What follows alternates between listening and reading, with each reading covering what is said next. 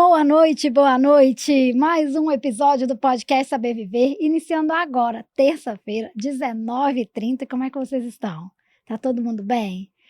Episódio 77 no ar. Eu tô adorando contar, vocês já sabem disso, né, gente? Porque quantos episódios, 3 anos já com o podcast Saber Viver no ar, fora ainda, né, os 4.000 exemplares lá de conteúdo do nosso programa Saber Viver, junto aqui à TV Alterosa.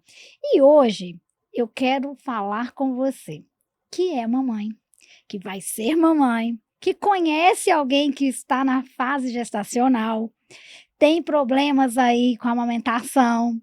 Tudo isso nós estamos trazendo hoje aqui para vocês. Então, ó, já chegou em casa? Se já chegou, então se concentra. Se ainda não chegou, já dispara esse aviãozinho. Curte o podcast, porque vocês vão estar aí, ó, ativando o sininho para assistir daqui a pouquinho com a gente. Ele está aqui agora no canal e vai ficar direto. Mas convido você a embarcar nessa comigo e a gente descobrir sobre esse universo aí da maternidade, principalmente das dificuldades, que a nossa vida anda tão corrida que antigamente, quando eu falo antigamente, gente, é antigamente mesmo, a minha época, a gente não tinha esse problema, né, da amamentação, que hoje gera uma expectativa e uma frustração muito grande, porque a nossa vida está muito ativa e acaba a gente perdendo esse processo e precisando de apoio. E que bom que a gente tem apoio, não é mesmo?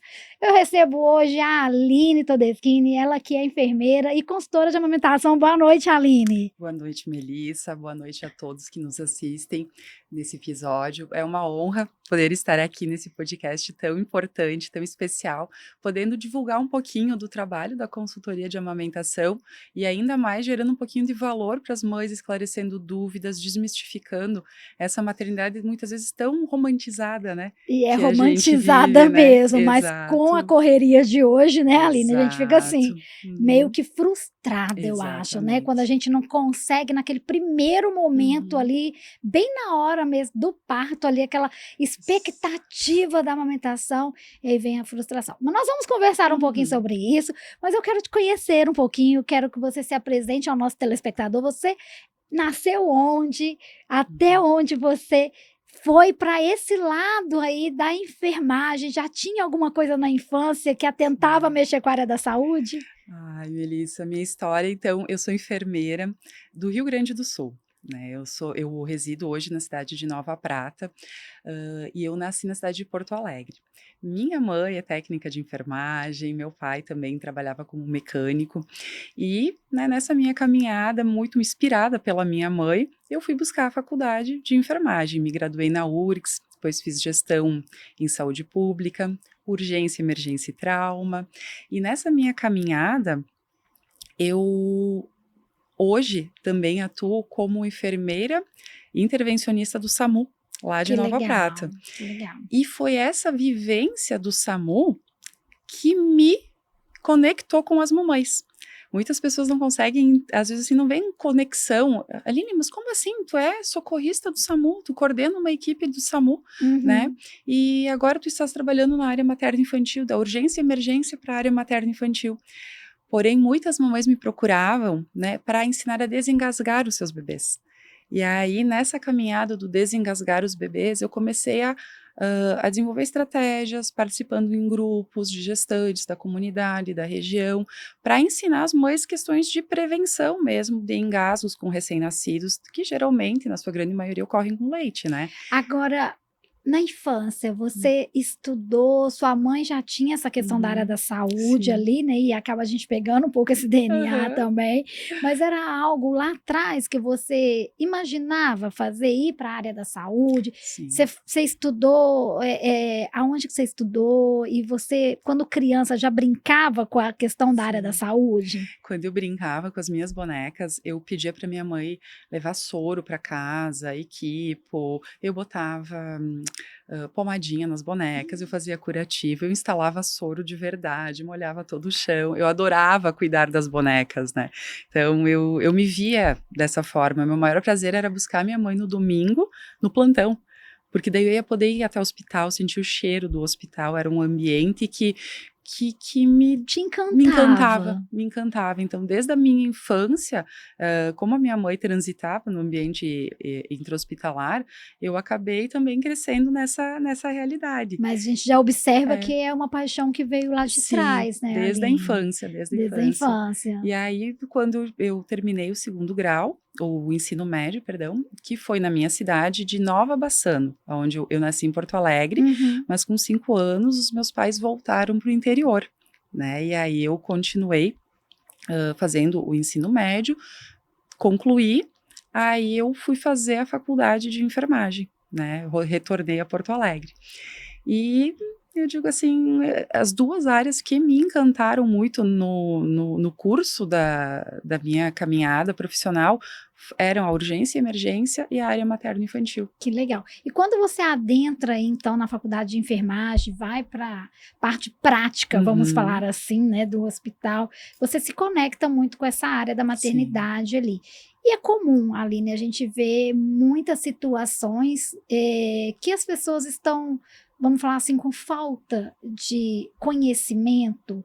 Hoje eu vejo as maternidades hospitalares, principalmente do SUS, muito preocupada em uhum, dar cursos, em fornecer esses cursos às futuras mamães, sim. porque a gente viu que essa crescência da falta da informação e, claro, a crescência também da gestação, né, foi algo muito impactante. E ali você via muitos casos, certo? Sim, na área que a gente chama de alojamento conjunto, a gente acompanha muitas Sim, mães e bebês, e o papel da enfermagem ele é crucial no estabelecimento desse momento, de ajudar a mamãe desde pega, posicionamento, trazer ao seio, ser um facilitador desse processo, onde a gente tem que olhar para um bebê que ele não sabe o que fazer com o seio, ele não sabe mamar, né? uhum, É instintivo, mas ao mesmo tempo tu tem que mostrar um direcionamento para o bebê. E a mãe também. Então, quanto mais informação ela conseguir buscar no pré-natal, através de cursos, através de grupos de gestantes, hoje as unidades de saúde do SUS, elas dispõem, né, na sua grande maioria, através dos agentes de saúde, eles organizam com as equipes. Então, hoje a informação ela chega, né? A questão é a busca e o encontro, né? sim. Ela precisa ser bilateral. Mas as mães que buscam isso no pré-natal, com certeza elas têm um desfecho muito mais tranquilo no pós, porque eu vejo hoje as mães criando muita expectativa com o momento do parto, Uhum. né? Eu quero parto normal, estou trabalhando, estou me preparando para o parto normal. Outras não. Eu desejo fazer cesárea e tá tudo bem, né? Mas a questão é, às vezes o parto não ocorre da maneira que a mamãe planejou, e aí precisa fazer uma cesárea de urgência, aí já E cai vem a aquela frustração, né? frustração, e aí tudo isso vai impactando na chegada de um serzinho, né? Numa mamãe que também tá renascendo como Eu até mãe, brinco que quando nasce um filho, nasce uma mãe. nasce uma mãe, E, perfeito. e seja Aham. qual gestação for, primeira, segunda, Segunda ou terceira, terceira. porque todas são Exato. diferentes. E cada filho nasce num momento diferente de vida daquela família, Uhum. num contexto diferente. Então, as repercussões, eu digo assim, emocionais daquela mãe, culturais, elas variam muito do momento que aquela família tá renascendo, porque não renasce só a mãe, Uhum. renasce a família, né? Eu gosto de dizer muito para as mamães que eu atendo, eles se conheciam enquanto casal, até o nascimento de um filho, né, Uhum. e no momento que chega essa criança, esse casal vai ter que se olhar também como pai e mãe, cada um com a sua malinha e com as suas experiências prévias. E aí as coisas começam a conflitar um pouquinho na amamentação, porque muitas pessoas não se dão conta como a nossa bagagem prévia, cultural, né, impacta no nascimento do nosso filho, na própria questão da amamentação. Às vezes a questão, eu fui amamentado ou não fui, né? A minha mãe não conseguiu me amamentar. Será que eu vou conseguir amamentar? Às vezes honrando até padrões, Sim, né? aí já rola as questões das crenças Uhum, limitantes e vem todo um contexto. exatamente. E quando você fala dessa dificuldade, Aline, né, da gestação, eu queria que a gente chamasse bem atenção disso, sabe? É fato que romantizam muito a Sim. gestação. É um processo que Deus é perfeito em tudo, ele sabe que nós damos conta, Uhum, mas hoje eu vejo hoje a gente pode falar que nós não temos uma estrutura quando a gente fala em estrutura familiar. uhum, Hoje a gente sabe que, infelizmente, os casos são inúmeros aí Sim. de gestações indesejáveis, não planejadas, né? E aí há esse conflito todo. Mas eu queria que você chamasse a atenção, principalmente para essa mamãe que está gestando agora, de semanas, de mesinhos, o quão importante ela tem que pensar no futuro dessa gestação para uma boa, né, amamentação.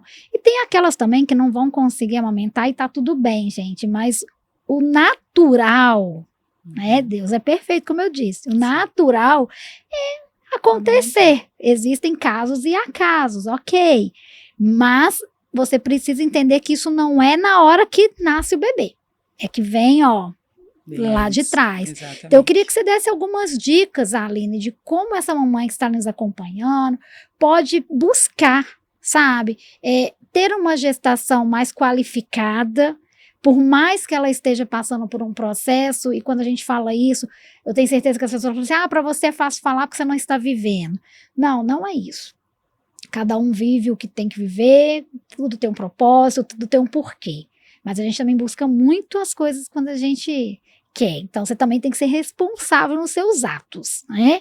Aí eu queria que você desse essas dicas, sabe? Para uma gestação tranquila que reflita na questão da amamentação. Uhum. Uma coisa que eu penso que é muito importante é a mãe desejar muito amamentar, porque isso faz parte do processo. Entender que a amamentação é um processo, ele é muito importante. Por quê? Porque muitas mães criam a expectativa que vão colocar o bebê no seio e o bebê vai sair mamando, né? E não, a gente precisa estudar no pré-natal, buscar essa rede de apoio. É importante a gente fazer consulta, seja com uma enfermeira, seja com uma consultora de amamentação, com alguém que tem cuidado, que trabalhe na área materno-infantil, para que tu entenda esse processo, que ele demanda etapas. Eu penso que quando a gente entende o processo do amamentar, as coisas ficam mais fáceis, porque a gente fica muitas vezes assim, mas eu não tenho leite, meu leite não desceu, meu seio está duro. Então, que são etapas que tu vai vivenciar dentro do processo da amamentação. Então, tu tem esse entendimento que, inicialmente, nós temos a descida do colostro, que é um leitinho em menor quantidade, que o estômago do bebê também ele é pequenininho e ele é proporcional a essa quantidade de colostro que vai estar sendo demandada nesse momento, mas que, seja parto normal, dentro de umas 48 horas após o nascimento, a mulher vai entrar em apojadura, e na cesárea cerca de 72 horas, aí o leite começa a aumentar em quantidade. E aí é importante que a mãe saiba manejar esse seio, porque muitas mães, e isso é estatística, né?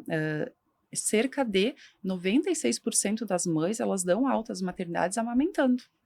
Isso é um dado muito importante, muito positivo. Porém, no primeiro mês, a nível de Brasil, nós estamos falando que 54% somente das mães seguem amamentando, continuam exclusivamente amamentando, no né? seio. Exatamente. No Rio Grande do Sul, cerca de 45%. Então, por que elas estão parando? Quase metade. E olha que os nossos dados já melhoraram bastante. Muitas vezes é por desconhecimento, é porque acaba ferindo o seio, né? E se a gente tem um ferimento no seio, há um desajuste. Há um desajuste entre pega, posicionamento, que precisa ser revisado. Aí que entra a ajuda dos profissionais a nível de maternidade, para que a gente consiga fazer com que essa mãe dê alta do hospital de uma forma segura e tranquila. Mas quais são as dicas que você pode dar para essa futura mamãe? Sabe? O que ela pode fazer agora, no início da gestação, no meio da gestação, que vá proporcionar a ela a chegar a esse êxito com maior facilidade, com maior tranquilidade? O que hoje a gente fala, Melissa, em questão de seio, por exemplo, a gente não prepara mais o seio da mãe para o nascimento. Antigamente se davam algumas orientações, por exemplo, passa a bucha, puxa o mamilo, prepara o mamilo. Hoje a gente não dá mais essas orientações. Hoje a gente prepara a dona do seio com informações. E são essas informações de entendimento do processo do amamentar. Existe aquelas, né, mulheres que possuem ali o bico invertido, que não vai para fora em hipótese alguma. Eu tive casos na família nesse contexto. E aí, o que se deve fazer para uma mulher que passa por essa situação? O mamilo invertido, ele é uma das situações mais desafiadoras. Porque ela já sabe que ela tem um mamilo invertido desde antes da gestação. Isso. E aí, mas existe alguma coisa que ela possa fazer de exercício, que ela possa estimular para que na hora da prega, na hora realmente não tenha esse desconforto? Existem alguns dispositivos que a gente pode colocar no seio para que ele faça uma inversão do mamilo com um pequeno vácuo. Né? Ok. E esse dispositivo, ele pode ser usado de 3 a 5 minutos antes da mamada, para que o mamilo retraia, faça o exercício, e aí sim facilite a questão do abocanhamento. Mas quando a gente fala em amamentação, o bico, ele é um guia. Né? Ele vai ser mais desafiador a amamentar? Sim, mas é importante que a gente ajuste essa pega para que o bebê faça uma pega profunda, a nível de areola. Né? Porque se o bebê ele fica mamando no bico, né, vai machucar, vai ter lesão. Então a gente tem que fazer uma pega profunda e isso passa por fazer um estímulo do bebê para garantir uma boa abertura da boquinha. Às vezes as mães acabam trazendo o bebê muito sonolento para o seio, às vezes muito dorminhoco, então é necessário que a gente tire as roupinhas dele para que ele fique mais alerta, mais ativo. A gente mira o narizinho dele no mamilo, né? E começa a passar, estimular para que ele comece a realizar um movimento de busca, e nisso fazendo uma projeção da boquinha para que a gente possa fazer uma preguinha sanduíche com o nosso seio e conseguir fazer um acoplamento mais profundo. Então, na verdade, antes do bebê nascer, hoje não existe nenhuma atividade que possa ser aconselhada. O ideal é que a gente não estimule, a não ser que tenha, né, alguma outra necessidade, mas não. A gente orienta no pós fazer esse hidratação exercício. É importante? Hidratação do seio, sim. Importante a gente passar, mas pode ser o hidratante que a mãe passa no corpo, né? O mesmo hidratante corporal e vai passar também no seio da mamãe. Então, isso é importante para prevenir estrias. Antes de gestar, então você que está nos acompanhando, não existe mais aquelas diquinhas, aqueles exercícios, aquelas necessidades mais para que você possa ter uma boa amamentação. Ou seja, isso, vamos deixar o natural. Vamos preparar a cabeça da mamãe. A cabeça das mamães com esse processo do amamentar, para que ela entenda, esteja fortalecida, para que quando ela entrar no processo de amamentação, ela vivencie o processo de uma forma segura e que ela possa, né, se necessário, procurar ajuda de alguma consultora de amamentação próxima à sua cidade e vai estar guiando ela em situações desafiadoras. Mas previamente a gente não prepara o seio, a gente prepara a mãe, a gente prepara a família, a gente prepara o casal. Por isso que é importante que o pai participe ativamente. Sim. Porque muita carga recai sobre a mãe na questão do amamentar. E a amamentação não depende só da mãe, a mamãe precisa de uma rede de apoio, o pai precisa ser esse apoio. Às vezes esse apoio é trazendo uma água, trazendo um suquinho para essa mãe, fazendo uma massagem para ela relaxar, porque quantas mães se contraturam, às vezes estão lá tortinhas, tentando trazer o bebê para o seio. Então essa rede de apoio, ela é fundamental para que o processo também transcorra com mais leveza. Eu sou muito da opinião de que a família que nasce, ela precisa ir se apropriando dessas vivências, e às vezes vem pessoas de fora e acabam não agregando tanto. Então que a família possa ter esses combinados de como vai ser essa ajuda. Né? Porque os cuidados com o bebê, a mãe precisa estar concentrada para ir identificando o bebê e fazendo essas leituras do bebê. Ok, esse sinal, esse choro é de fome?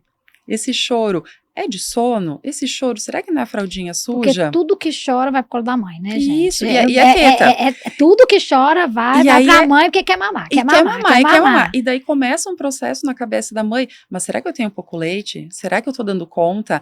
E muitas vezes a mãe... Será que ele tá sustentando? Sustentando, exatamente. Hoje a gente sabe que não existe leite fraco. Fato.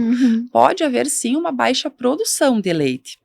Mas essa questão precisa ser elucidada, porque essa baixa produção, ela está ocorrendo talvez por uma pega inadequada, ou talvez pelo uso de algum dispositivo, por exemplo, um intermediário de silicone, que não está garantindo um completo acoplamento. E isso, a longo prazo, pode baixar a produção da mãe. Então, a gente precisa limpar fatores, a gente precisa garantir uma boa ingesta hídrica para essa mãe, e a mãe precisa calma, tranquilidade e paciência, porque a gente sabe que se o cortisol sobe, o nosso nível de estresse, prolactina e oxitocina baixa.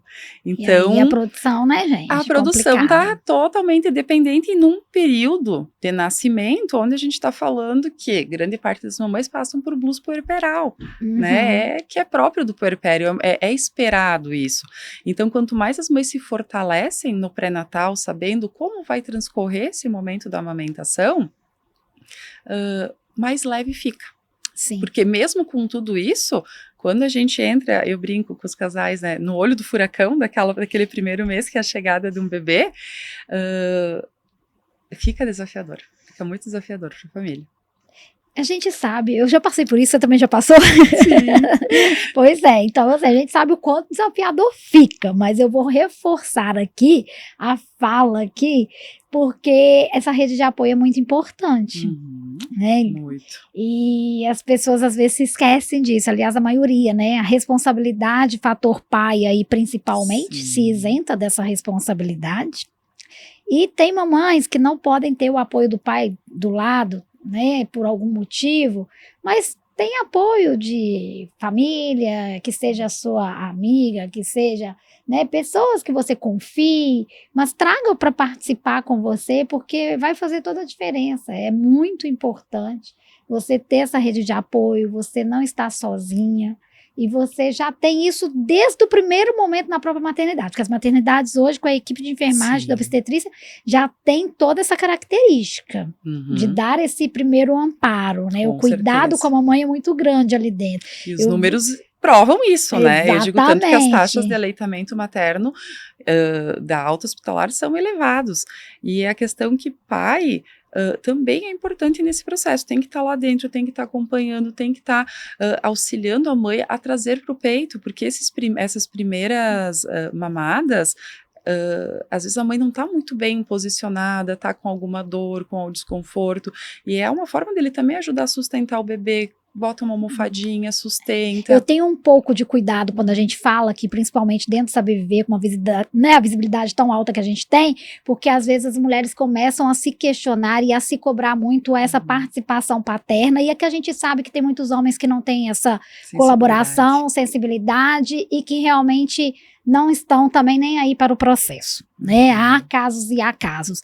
Então a gente também tem que tomar cuidado para você que não possui esse, né, aí parceiro do seu lado, que você também não se frustre, porque tudo depende mais de você mesmo, do seu emocional, do seu momento. Então não se cobre para que isso se torne pesado, porque se não tiver, vai ter. Agora, as que possuem, por favor, sacuda o marido, sacuda o namorado, sacuda o papai aí do lado, dá uns tabefe aí bem dado, pra ele acordar pra participar. Vem pro jogo. Vem pro jogo, vem pro jogo, fazer vem é bom, né? Vem pra vida real. Exatamente, porque tem que estar participando, gente. Nasce um papai, nasce a mamãe, mas nasce uma responsabilidade muito grande em cima disso, né? E isso eu vejo assim, ó, como... durante o meu trabalho, a gente acaba adentrando nas famílias, entrando assim num momento extremamente íntimo e de fragilidade, de vulnerabilidade das famílias, e como é importante a gente conversar isso no pré-natal e lembrá-los de ter umas comidinhas congeladas, de pensar quem vai arrumar a casa, o papai vai ter que ajudar, vai ter que botar a roupa para lavar, vai ter que colocar, vai ter que passar uma vassoura no chão, a mãe, ela está entregue ao processo. Né? Como é que a gente espera que uma mãe amamente, às vezes 8, 12 vezes por dia, e ainda dê conta de todo o resto? Não tem como, essa conta não vai fechar nunca. Né? E aí a sobrecarga materna mental, ela vai nas alturas. A nossa preocupação é muito sobre isso, né? Porque nós somos o que realmente, né, estamos ali alimentados pelo cérebro, então a gente tem que cuidar muito do mental. Né? Porque tudo vem dali. Então você tem que saber a hora de parar, a hora de cobrar, a hora de falar sim, falar não, tudo isso, né? Agora, com toda a sua experiência, Liane, você está aí na área da maternidade há muitos anos, tem a sua consultoria, né, na amamentação. Como que é o seu trabalho? Conta um pouquinho pra gente, como que é a metodologia sua de atendimento. Certo. Então, eu montei um consultório de amamentação, né? Aqui em Belo Horizonte? Não, no Rio Grande do Sul, Nova Prata. Tá. Esse consultório de amamentação já existe há 3 anos, e nesse consultório eu atendo casais no pré-natal, onde eu realizo, além da consultoria de amamentação, toda a parte de cuidados e orientações materno-infantis. O que isso inclui, né? Nós estamos falando de preparar a mãe de forma prática para a amamentação. A gente trabalha 3 oficinas dentro desse atendimento, que é toda a questão de como levar o bebê para o seio, como estimular, como segurar. A gente já aprende a extrair o colostro, né, ainda no pré-natal. Além disso, nós vamos trabalhar a questão do banho, da limpeza do umbigo, troca de fraldas, questões pacificadoras do bebê, porque hoje a gente sabe que quando o bebê nasce, ele ainda se sente ligado à mãe, ele sente como se no útero estivesse. Então, como a mãe pode desenvolver técnicas para tranquilizar esse bebê, para acalmar, para que ele se sinta no ambiente como se do útero fosse. Né, usando a teoria da esterogestação. Então, a gente passa toda essa vivência para as mães e, além disso, né, dentro da minha formação de urgência e emergência que o SAMU me trouxe, a gente agrega toda a questão da prevenção de acidentes e trabalha a manobra de desengasgo com essas mamães. Porque hoje a gente sabe, né, crianças menores de 1 ano, elas não vão sofrer, né, de câncer, doenças cardíacas. O óbito de crianças menores de 1 ano está diretamente relacionado à asfixia. E essa asfixia, ela é posicional, ela pode ter por engasgo de leite, quando a mãe, né, os cuidadores talvez não deixem fazer a digestão no tempo adequado, ou botam ele dormir no berço de forma errônea.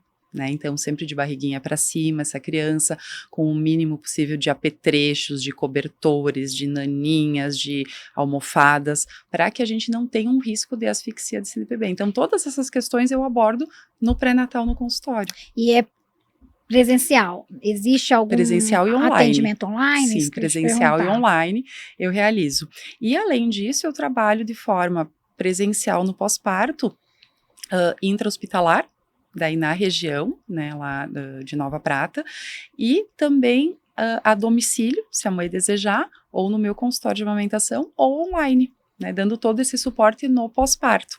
Então, penso que o pré-natal é muito importante, mas muitas mães, às vezes, por desconhecimento, ou achar que não era necessário, ou leram, e iam dar conta, né, e quando se deparam com a chegada do filho em casa, dentro de todo esse contexto que a gente comentou aqui, saúde mental, dor, dificuldades, né, o processo não deslancha, não ocorre como ela imaginou, né, e tantas vezes a expectativa que ela criou no parto, opa, mas agora minha expectativa é outra. Quando eu criei esse projeto, eu chamo ele de Renascer Mãe, né, porque até o meu Instagram, e eu penso nisso, esse primeiro mês é um renascimento, é um dar-se conta de tudo que está acontecendo, eu fazer, namorar meu filho, namorar no ponto de vista de eu preciso olhar para ele, eu preciso estar desvendando aquele chorinho e fazer esse entendimento, e aí também as visitas atrapalham muito, né? Não fala não, nós vamos falar nisso, eu vou pedir até os meninos da ilha ali, aproveitar que você chamou o seu Instagram, para colocar o Instagram aqui no ar para mim, por gentileza, para a gente passar um pouquinho o Instagram, Liliane, para que vocês possam aí, né, estar vendo aí, ó, o Renascer Mãe tá aí. E aí, aqui você também tem um contato direto com o público, né? Sim, sim. Dúvidas, qualquer contato que as mães queiram me procurar, esclarecer dúvidas, né? Aqui tá o meu Instagram à disposição. Ai, que delícia. Que aí, se você que está aí nos acompanhando, está gestando, conhece alguém que, né, vai estar passando por esse processo, então entre em contato aí para que vocês possam estar aí vendo um pouquinho, né, da Aline, do que ela traz, as dicas que ela traz. É importante aprender, se conectar agora no conhecimento. Essa fase é de aprendizado, é uma fase, ninguém nasce sabendo, né? A gente tem que ir em busca mesmo do aprendizado, de tudo direitinho, tá? Então você pode entrar em contato aí com a Aline através do Instagram dela. Agora, Aline, você é casada? Sim, sou casada. Mãe de um, dois? De um filho, eu sou Um casada. só? Isso, meu esposo, ele é gineco-obstetra, o nome dele é Ah, já tá Romildo. na área, né, gente? Sim, estamos na área. Mas a gente já tem a clínica há vários anos, né? Há 15 anos. E a consultoria de amamentação entrou na clínica há 3 anos. Que foi legal. quando eu despertei para esse outro chamado, que foi através das minhas vivências de urgência e emergência no SAMU, essa necessidade de introduzir esse serviço de suporte para a mãe, né? Que legal. Com um olhar muito forte na prevenção de acidentes, né? Porque uma criança menor de 5 anos, ela não tem consciência de perigo. Não tem, né? nenhuma. E aí nós estamos falando de uma família que ela não tem noção o quanto a chegada de um filho vai impactar a vida dela. E seu filho tem quantos Meu anos? filho se chama Francisco e ele tem 11 anos. Ah, já tá um rapazinho. Já tá um rapazinho. Já passou da fase pequenininha. Já, né? ele não é mais um bebezinho, né? Uhum. Mas ele tem 11 anos. Mas ainda demanda vigilância. Demanda muita atenção. Demais. Até porque nós já estamos entrando numa outra fase tão importante que foi a pré-adolescência. Paga a pré-aborrecência. E eu falo isso muito com as mães, né? Quando a gente tá olhando para esse primeiro mês, as demandas são umas, né? E a gente vai passar, e a gente vai dar conta. Eu, como terapeuta, eu gosto falo. muito de trazer essa leveza para a mãe. No meu trabalho, eu trabalho com leveza, porque elas estão, às vezes, focadas, Já olhando, sobrecarregadas. Então, eu procuro tirar a carga. Eu vejo que o papel da consultora de amamentação é esse, é acolher. Sim, É com acolher, certeza. é ouvir e é tu entender dentro de todo o contexto do que a mãe tá te trazendo, da leitura que tu tá fazendo desse cenário, para onde a gente pode ir. Qual é a melhor forma de conduzir esse processo? E eu sempre falo, sabe, Aline, até como terapeuta, pai e mãe, a gente não vai deixar de ser nunca. Nunca. Esse papel, Felipe, tá ali, tá chato, acabou. Indiferente à vida, como ela siga, mas o papel de pai e papel de mãe você não vai deixar. E só vai mudando os ciclos, só mudando os ciclos. São 2 também, e eu tenho gêmeos adotados. Então, são 3 de 26 e uma de 24. Que legal. E agora vem o primeiro netinho. Então, assim, tá naquela fase, né? Pai e mãe, a gente não deixa de ser nunca, né? Então, as responsabilidades. Só vai mudando realmente essas sensações.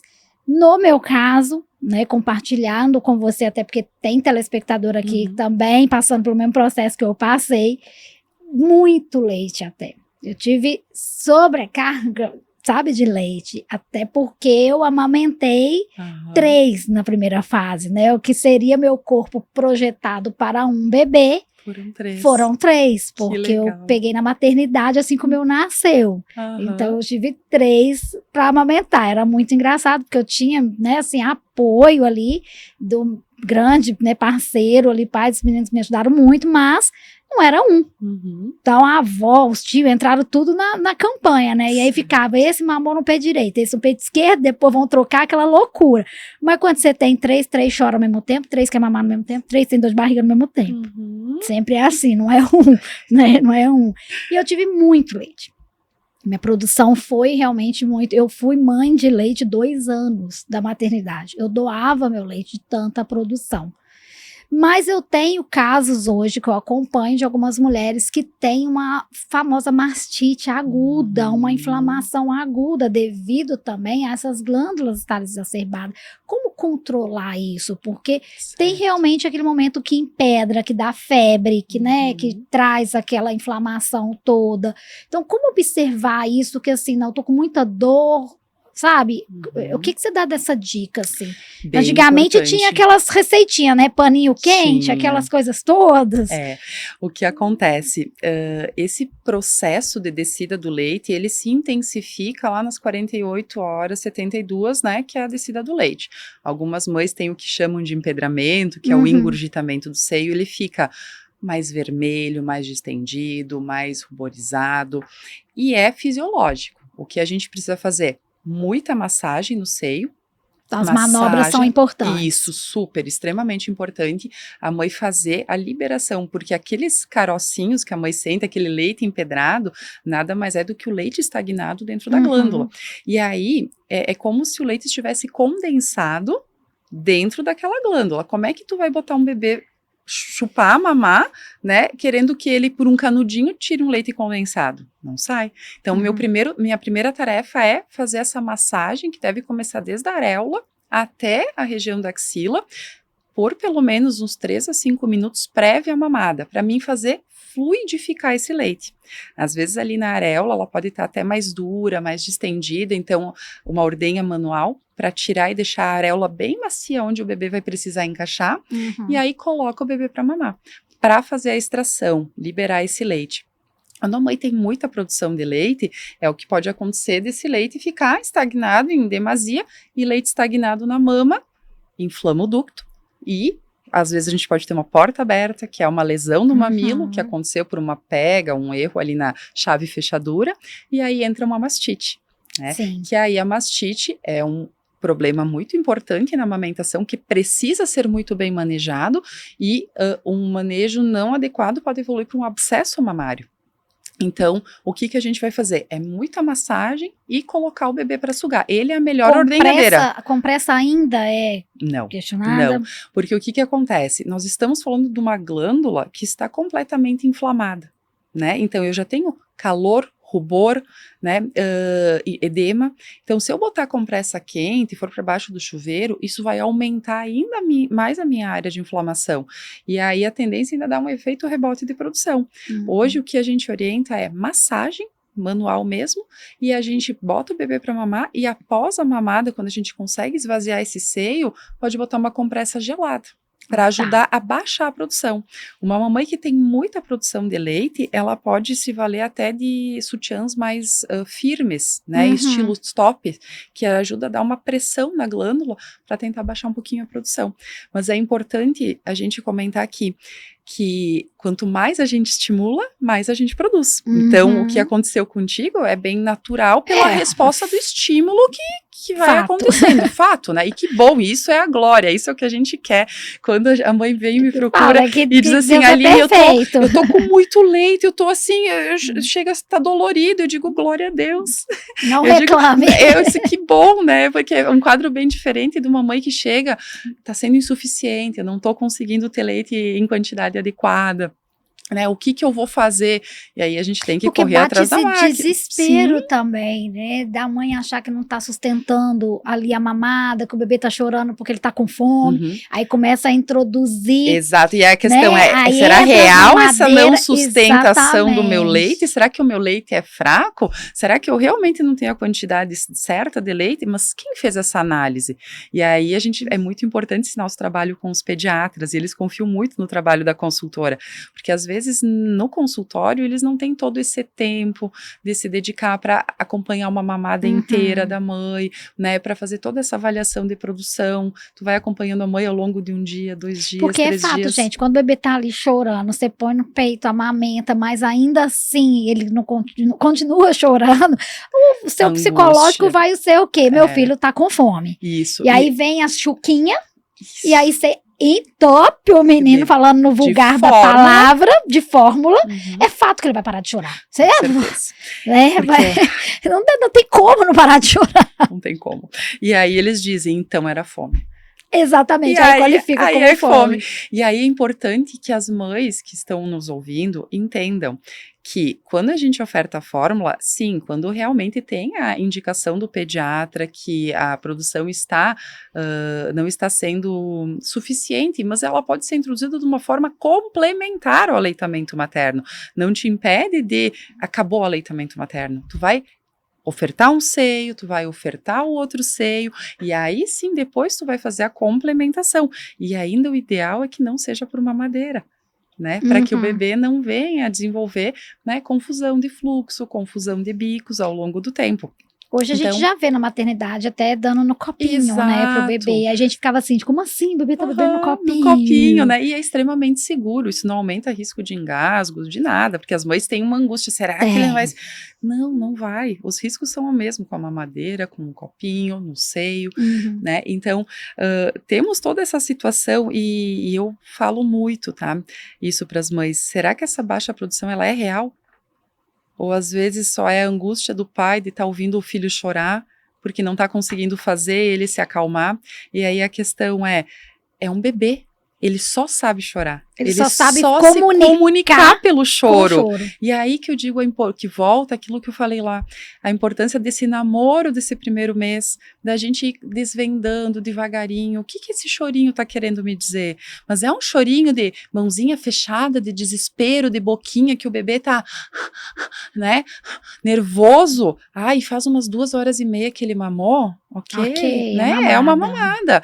Mas ele mamou meia hora, e mamou super bem, e eu escutei muito glup-glup dele engolindo, o bebê saiu satisfeito e relaxado, porém ele despertou quando eu botei no berço. Bom, talvez não é só a questão da gente ir aos poucos ensinando essa criança a treinar, porque ele também não sabe dormir, e fazendo um treinamento só que é difícil, a gente não tem como implementar a rotina no primeiro mês, mas as mães querem que o bebê às vezes durma a noite inteira.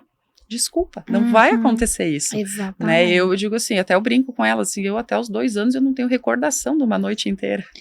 Ai, ai. Ai, ai. Eu não tenho Eu acho que eu não tenho recordação até hoje. Exato, Aline, então até eu acho que é hoje. importante a gente trazer as mães para essa realidade. E elas me procuram e me questionam. A primeira noite pós a alta do hospital é dramática para as famílias, porque o bebê acordou 3 vezes de noite. E aí eu olho para elas e eu digo, me mostra onde está o problema.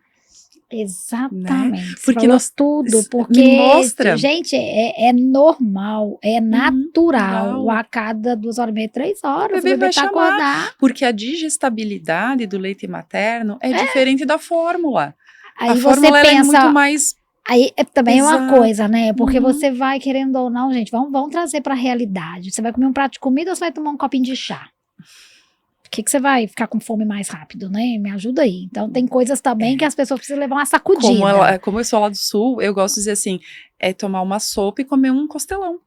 Exatamente. Um costelão que é, né, de difícil digestão, tu vai ficar ali horas, né, horas para fazer essa digestão. Então, esse olhar que a gente precisa trazer, essa leveza para as mães e dizer, tá tudo bem. É normal, é natural. É natural, é um processo onde o bebê demanda. E sem contar, Melissa, que é importante que as mães entendam que o bebê não está indo para o seio só para mamar. O seio também tem uma função de autorregulação. Lembra, esse bebê tem 3 meses que é como se ele ainda se sentisse dentro do útero da mãe. Então, tudo que a gente fizer de medidas pacificadoras, que tá entre fazer um charutinho, tu fazer um que é o ruído branco, ou um chiadinho com a nossa boca, fazer esse movimento, né, de cima para baixo, remete ao caminhar da mãe, do bebê, dentro do útero, também acalma. E às vezes a gente tá aqui, né, de um lado para o outro, né? Então, são situações, movimentos, detalhes que ajudam a acalmar. E além disso, a questão da sucção não nutritiva. Então, muitas vezes o bebê, ele tá chorando 30 minutos depois da mamada porque ele não tá conseguindo dormir. Porque ele não sabe dormir ainda. E às vezes ele vai querer ir no seio da mãe para fazer uma sucçãozinha e para dar relaxar. O exercício dele de relaxar. E a segurança, a mãe tá aqui. Né? Ai, meu cheiro é o coraçãozinho da mãe, é o meu toque. E aí o bebê mama um pouquinho, né? Cochila. E aí a gente fala, pega só para dormir meu peito. Mas não, ele não tá fazendo o teu peito de chupeta. Na realidade, ele só tá se regulando. E tá tudo bem, até os 3 meses a gente sabe que isso é normal. A gente tem, a partir de 2, 3 meses, a gente vai começar. Tá mamando, começou a dormir, relaxar. Tu vai subir, tu vai, né? Vai dando papinhas na bundinha, vai cantarolando e tu vai ensinando ele a dormir de outras formas. Tu vai fazendo um treinamento de sono, vai colocando uma rotina, né, não associada ao peito para dormir. Mas é plenamente normal nesse primeiro mês e no segundo o bebê precisar do peito para dormir. Então tá tudo bem a gente dizer isso para as mães, que elas fiquem tranquilas, relaxem. Tá natural. É natural. Isso aí. Agora, Aline, vamos falar agora do outro lado da situação. Aquelas mulheres que realmente não desce o leite. Né? Por algum motivo, aconteceu alguma coisa, a produção não desce. Que hora identificar isso? Quando identificar isso? Importante isso, Melissa, porque nem 8 nem 80, né? A gente tem que ter todo esse nosso olhar, e é por isso que a gente tem que acolher a família na sua totalidade. Nem todas vão conseguir amamentar, né? Ok, e para quem o processo não está acontecendo como deveria? A gente tem que observar no acompanhamento com o pediatra a curva de ganho de peso, né, isso é imprescindível, a questão das eliminações do bebê, né, xixi, cocô, isso vai nos dizer se o bebê está bem hidratado ou não, a questão da coloração das fezes, então, por exemplo, até um 5º dia de vida, nós esperamos um cocô amarelo, né, a gente vai ter um mecônio, vai estar um verde escuro, ele vai ficar numa transição, né, mas quando o bebê ainda estiver ali no 7º dia de vida e está com o cocô esverdeado, é sinal que essa ingesta não está adequada, porque eu preciso, né, que esse intestino funcione e ele vai funcionar pela entrada do leite materno. É um bebê que vai estar chorando mais, vai estar mais irritado, não vai estar ganhando peso e às vezes o pediatra vai achar por bem fazer a oferta desse complemento. E eu vou além ainda dessa tua colocação. Eu já tive mamães que me procuraram para necessidade de desmamar o bebê, né, por uma doença. Então, olha como a gente não pode ser 8 e nem 80, né? Uma mamãe que passou comigo no pré-natal, passou comigo no pós-parto, né? Estabelecemos a amamentação lindamente, amamentando até 1 ano e 7 meses, e aí ela me chama, Aline, estou com câncer de mama. Né, e vou precisar fazer uma cirurgia e eu preciso interromper o processo, né? Então, assim, a fórmula, ela passa a ser a nossa saída, nosso recurso. Mas aí, no caso, ela estava com 1 ano e 7 meses. Sim, já, né? já tem então, introdução já alimentar, tinha outros, né? Mas eu também tive uma que me procurou com um bebê de 1 aninho. Né? Agora, meu questionamento é para essas mamães que acabam de gestar, sabe? E que não conseguem mesmo amamentar. E aí elas entram numa frustração muito grande. Acaba prejudicando, a gente já sabe de não descer mesmo, mas tem aquelas que realmente não conseguem. E aí já saem, né, do hospital, nós temos aí 4% que saem sem amamentar. Tu sabe, Melissa, muitas vezes tem até o impacto das cirurgias mamárias envolvidas, né? Tu pega o quadro, o grupo das pacientes que fizeram mastopexia redutora. São situações bem pontuais que geram, né, redução das glândulas, de tudo. Tem corte dos ductos, dos lactíferos, onde sairia o leitinho, e realmente, né, a gente vai ter esse impacto na produção. O que a gente tem que trazer? Leveza. Eu tinha uma mãe que ela me chamou, o bebê estava com 3 dias, e aí, nesse processo, na cabeça dela, ela achou que estava tudo bem. E quando eu cheguei na casa, eu me deparei com um bebê pequeno, ictérico, com pouquíssima força para mamar.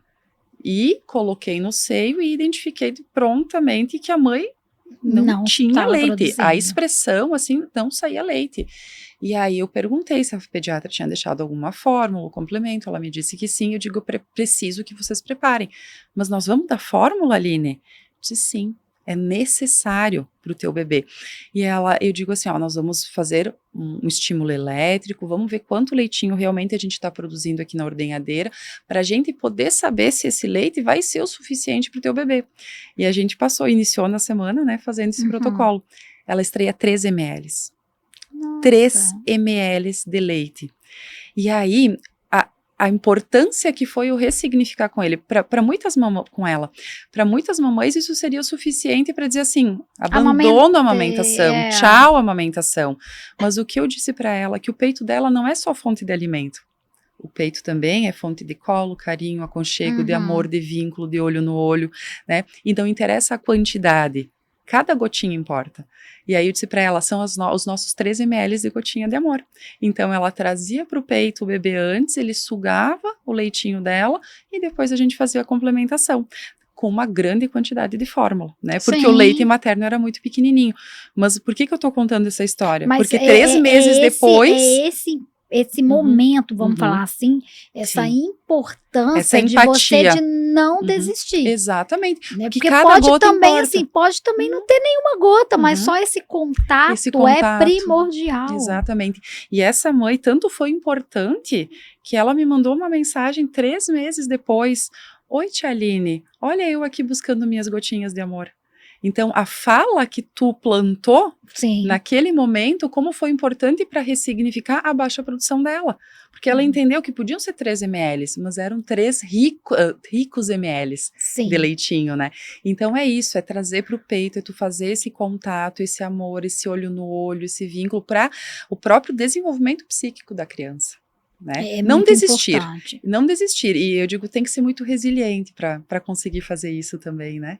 Eu sei que é desafiador. Não, mas tem que ser. Eu Mas acho tem que que ser. tem que Quando ter a esse gente nasce mãe, acompanhamento, tudo né, eu isso digo, tem que acontecer. tem que ter, eu digo assim, a gente não tem noção do quanto a gente se transforma, né? Do quanto a gente vira, do quanto a gente é capaz. Do Sim, quanto a gente é capaz de fazer, de Deus é suportar, de maravilhoso, ser Aline. resiliente, né? Então, vai ter a privação de sono? Vai. Vai ter os dias, talvez, que a fórmula seja necessária? Vai. Vai ter os dias que a gente vai ter vontade de chorar? Vai. Mas tudo isso está dentro do nosso processo de ser É mãe. normal. É normal. É normal, né?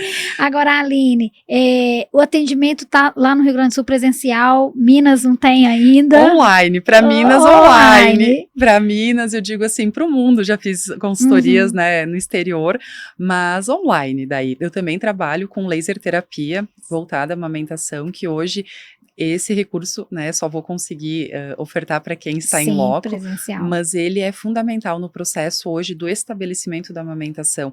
Eu penso ele como um recurso coadjuvante à consultoria, porque a gente, não basta às vezes tu fazer só um laser no paciente, tu precisa corrigir a pega, corrigir o posicionamento, tu deixar essa chave, essa fechadura redondinhos, para daí sim o laser vir como uma potência, para ajudar na cicatrização das feridas, trabalhar a modulação da inflamação, modulação da dor. A gente pode fazer bioestímulos. Então, ele é um recurso muito valioso, né? Articulado com todo esse olhar e atendimento para a mamãe. E além disso, a gente trabalha desmame, também a gente trabalha retorno ao trabalho, que são outras janelas, outros leques também que a consultoria traz, porque a amamentação, ela não é só o momento, né, do primeiro mês, ela se estabelece ao longo de 2 anos. E no meio desse caminho, as mães às vezes me digam, mas Aline, né, meu Deus, já voltei aqui 3, 4 vezes, eu digo, e é provável que tu volte mais, né, porque vai voltando dependendo da situação que a mãe vai se apresentar. Às vezes estava tudo indo bem e deu uma mastite, né? Às vezes ficou um período sem amamentar, porque é importante a gente lembrar, ou às vezes quando começou a introdução alimentar, porque eu tinha uma demanda de produção e extração, mas agora o bebê começou a comer, e aí represou um pouquinho mais de leite e a mãe volta com um quadro de mastite. Né? Então, entender que talvez seja necessário nesse momento fazer algum ajuste, um ajuste de extração extra para até o teu organismo conseguir regular, adequar essa produção para a nova situação. Bom, partindo para o lado agora do bebê, né, daquele atendimento ali da consultoria também, da parte que você faz, bebê, algumas dicasinhas para esses primeiros momentos aí do bebê, até como socorrista ali, à frente de, né, ter inúmeras situações ali na sua vida, que a gente possa passar aqui para as mamães, né, para as futuras mamães também, que realmente a decoração é uma coisa que encanta, mas se faz né, uma questão que a gente precisa observar. Queria que você desse essas diquinhas, principalmente desses primeiros 3 mesinhos, sabe? Que eu acho que é o mais crítico, assim. Como colocar o bebê, mamô, tem que levantar, tem que bater na costinha para arrotar, não tem, ele pode deitar sem arrotar. Como que funciona isso?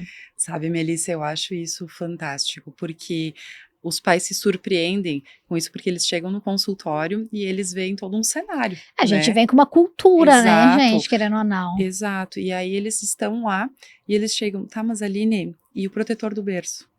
Né? E o ninho? E, né, e as cobertas?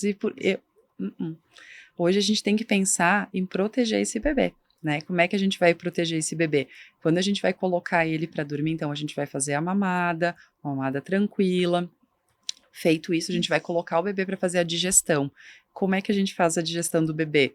O bebê tem que ficar nessa posição, verticalizado. Pode estar com as mãozinhas, né, com a cabecinha aqui? Pode. Pode estar de frente? Posso estar segurando ele aqui de frente? Posso. Posso colocar o bebezinho colocado no meu braço e fazer a digestão aqui?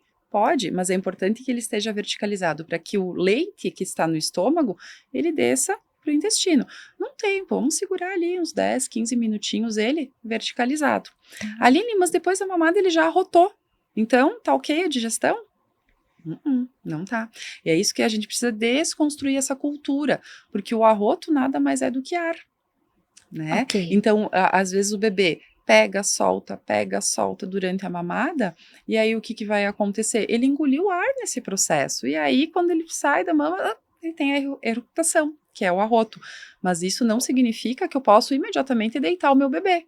Se eu deitar o meu bebê, o risco dele ter um vazamento, né, posicional é grande. Por isso que eu preciso deixá-lo nessa posição, na vertical, para que eu faça a digestão. Feito isso, aí sim eu posso deitá-lo no berço. Mas é importante que o meu berço seja um berço seguro, né? E isso são orientações da Sociedade Brasileira de Pediatria. O que seria o berço seguro? O berço seguro, a gente está falando num berço sem protetores, né? A gente está falando sem ninho, a gente está falando de colocar o bebê na parte inferior do berço e aquece o bebê, aquece o ambiente. A gente não precisa colocar um monte de cobertores para o bebê dormir, toucas, essas coisas não são usadas. O bebê pode puxar a touquinha e ter um risco de asfixia. Ele pode começar a mexer naquelas cobertinhas e puxar a cobertinha. E ele quer, né? Porque ele quer segurança. Então, a gente pode botar porezinho térmicos lá, pessoal do sul que é mais frio, né? Tip top bem quentinho. A gente pode usar um suedezinho ou um saquinho de dormir para esse bebê, tem até com os bracinhos né, recortadinhos. E se a gente for usar uma coberta, que ela seja colocada abaixo do nível dos braços e presa embaixo do colchão, tanto na parte lateral como inferior do berço. Aí sim nós estamos falando de um berço seguro. Então nada daquelas tranças. E como que o bebê tem que ficar posicionado? Lateral, barriga para baixo? Muito importante, né, isso.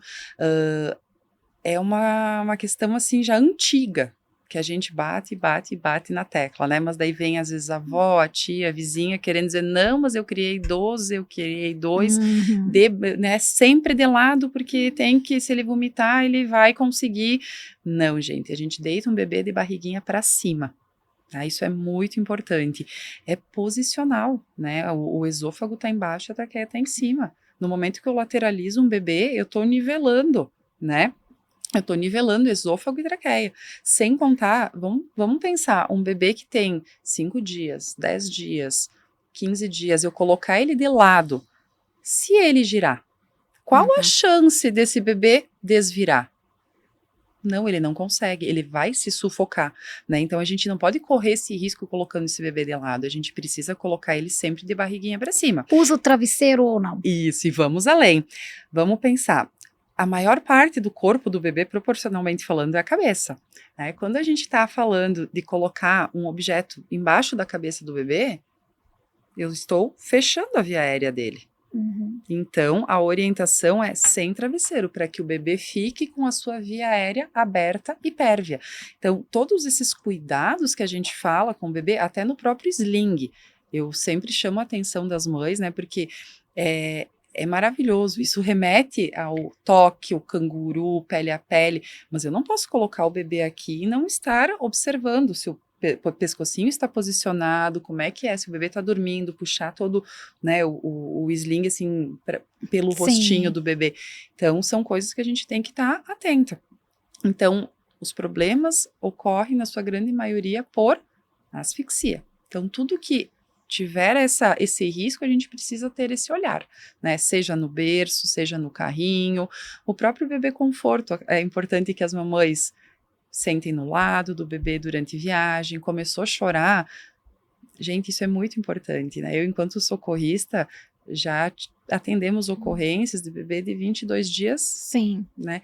E ejetados, então precisou mamar, a tua vida mudou agora, né? Uma viagem vai demorar mais, então encosta o carro, retira esse bebê e dá a mamada, né? Faz a digestão, faz todo o processo e depois segue a viagem com calma.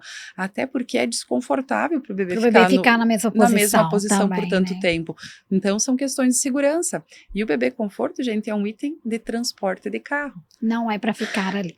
né? Né? Então, assim, a gente que bota, às vezes, em cima de uma mesa, num restaurante. É porque virou meio que um acessório substituindo É, o carrinho e só que tudo, aí e o risco de colinho também, né? exato, e o risco E de o queda, colinho, né? né? Então, tem todas essas questões que a gente precisa alertar os pais. E esse bebê vai crescer, e as fases do desenvolvimento vão mudar, né? E Então, aí você, para acompanhar esse crescimento e também toda essa rotina, porque vai mudando também o seu aprendizado, né, Aline? com Vocês certeza. entrem em contato com a Aline, tá aí, tá com a agenda aberta, vocês podem consultá-la, já faz atendimento online, tem o presencial lá no Rio Grande do Sul, ela tá aqui só passeando, viu, gente, em Minas. Aline, eu queria te agradecer, viu, a participação, compartilhar conosco todas essas dicas, e tenha certeza, você que está aí gestando, pode procurar informação, porque, como diz a Aline, informação é a base de toda a sua gestação e para uma amamentação tranquila e para esse primeiro momento aí com seu queridinho no braço ou queridinha, tá? Gratidão pela sua participação conosco, viu, querida? Eu que agradeço, Melissa, o convite, a oportunidade de estar aqui no Saber Viver, no podcast, e poder compartilhar um pouquinho de informações que são tão importantes para as mamães, né? Sejam para as que estão gestantes e para as que estão com seus bebezinhos no colo, né? Busquem informação, mas informação de qualidade, né? Em meios seguros, porque hoje também a gente sabe que tem muita informação por aí que causa mais ansiedade nas Com mães certeza. do que informação, né? Então, gratidão pela oportunidade, um grande abraço a todos. É isso aí, pessoal, nós vamos fechando aqui mais um podcast do Saber Viver, lembrando que quinta-feira às 19h30 estamos aqui novamente com mais conteúdo para vocês e sábado tem o melhor programa de Minas Gerais, o programa Saber Viver, com muito conteúdo. Quer maratonar no nosso canal? Tá aí, ó, mais de 400 episódios, com mais de 4.000 entrevistas, podcast Saber Viver já hoje 77 no ar, não tem desculpa, tá bom? Conhecimento é algo que ninguém te tira, ok? Nós vamos ficando por aqui, tenham uma boa noite, fiquem com Deus, Deus abençoe, tchau!